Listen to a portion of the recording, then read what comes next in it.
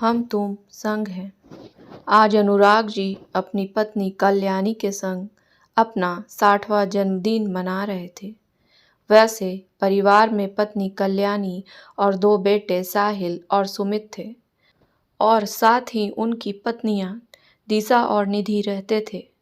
दोनों बेटे अब अपनी अपनी पत्नियों के साथ नौकरियों के चलते दूर अलग अलग शहरों में रहने लगे थे और 2-3 महीनों में एक आधी छुट्टी पर घर आते थे।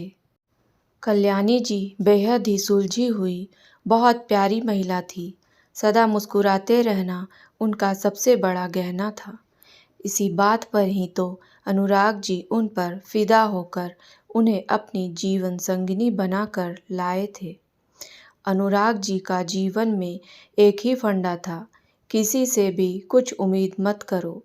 जितनी उम्मीद बढ़ेगी, यदि पूरी नहीं हुई तो दुख की अनुभूति होती है। इससे अच्छा है अपना जीवन अपने अनुसार जियो। उन्होंने अपने बच्चों से भी कोई उम्मीद नहीं बांध रखी थी कि वे उनके सुख दुख में उनका साथ दे। वे तो बस इतना चाहते थे अपनी पत्नी कल्याणी के साथ अच्छे से दिन व्यतीत कर सके। इस उम्र में पति पत्नी का साथ हो और क्या चाहिए, उनका ऐसा मानना था। अपनी पत्नी कल्याणी को बहुत प्रेम करते थे अनुराग जी, पर कल्याणी जी ठहरी एक माँ और एक औरत भी। वे भी अन्य स्त्रियों की तरह दोनों बच्चों पर जान लुटाती थी। थोड़ी बहुत उम्मीद तो हर माँ अपने बच्चों से करती है, तो वैसा ही कल्याणी भी करती थी। जब छोटे बेटे सुमित को भी बड़े बेटे की तरह बाहर दूर नौकरी मिल रही थी, तब उस दिन माँ ने बेटे से कहा, बेटा सुमित, तेरा दूर जाना जरूरी है क्या? इस शहर में भी तो अच्छी नौकरी मिल सकती है।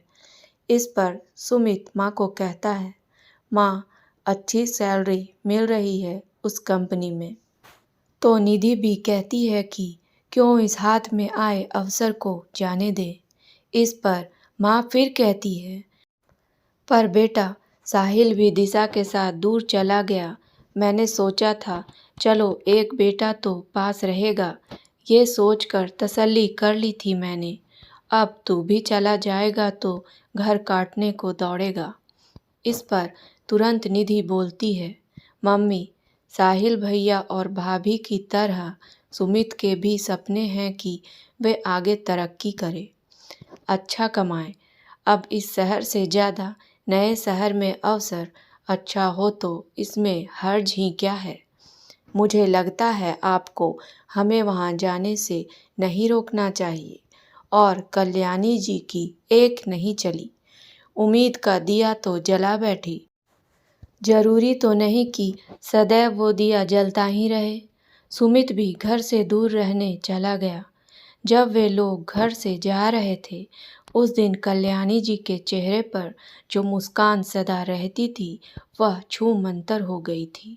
उनके जाने के बाद बहुत फूट फूट कर रोई थी वह। तब अनुज जी ने बड़े प्यार से उनके आंसू पोंछते हुए कहा, रोती क्यों हो साहिल की माँ? कोई विदेश थोड़े ही गए हैं बच्चे, आते रहेंगे हमसे मिलने। उन्होंने पत्नी से फिर कहा, जमाना अब ऐसा ही है। अब माँ बाप भी बच्चों के अच्छे करियर के लिए उन्हें दूर बाहर भेज रहे हैं और संतानें भी पहले जैसी कहाँ रही। वे भी शादी के बाद माँ बाप के साथ ज़्यादा कहाँ रह पाती हैं, ये तो तुम भी समझती हो। इस पर कल्याणी जी कहती हैं, घर खाने को दौड़ेगा, कोई रौनक नहीं होगी। इस पर हंसते हुए अनुराग जी पत्नी को कहते हैं, तुम ये समझ लो कि तुम नई नवेली दुल्हन बनकर आज ही इस घर में आई हो। याद है हम इस घर में कुछ वर्षों पहले अकेले ही तो थे। मैं जब काम से घर आता था तो तुम कैसे शर्मा जाती थी मुझे देखते ही, और तुम्हारी मुस्कान के तो हम तब भी दीवाने थे और आज भी दीवाने हैं। तब शर्माते हुए कल्याणी जी कहती हैं, ये देखो बूढ़े हो गए हैं जनाब, बालों में सफ़ेदी आ गई है, पर इश्क का भूत अभी भी सवार है इन पर। तभी अनुराग जी कहते हैं, मैं बूढ़ा पर मेरी बीवी आज भी प्यारी और जवान है। अब देखो जी, बच्चे तब भी नहीं थे, अब भी नहीं हैं। जीवन जहाँ से शुरू हुआ वहीं आकर फिर से थम गया। बस फ़र्क इतना है, तब हम जवान थे और आज हम बूढ़े हो गए हैं।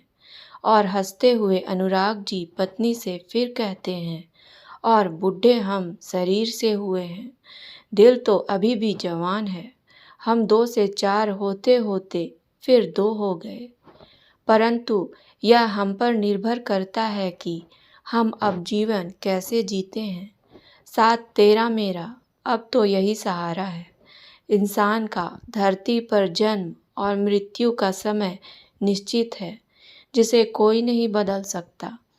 मुझे नहीं पता कि हम में से कौन पहले विदा होगा, परंतु मैं तुमसे वादा देता हूँ कि मैं तुम्हें मजबूत अवश्य बना दूंगा। समझी मेरी समझदार बीवी। इतने में कल्याणी जी उन्हें चुप कराते हुए कहती हैं, ऐसे ना कहिए, अभी हम कहीं नहीं जा रहे, समझे आप, ना मैं और ना आप। ये सब सुनकर अनुराग जी अपनी पत्नी को गले लगा लेते हैं। उम्मीद है कहानी पसंद आई होगी, तो मेरे वीडियो को लाइक करें और मेरे चैनल को सब्सक्राइब करना ना भूलें। धन्यवाद।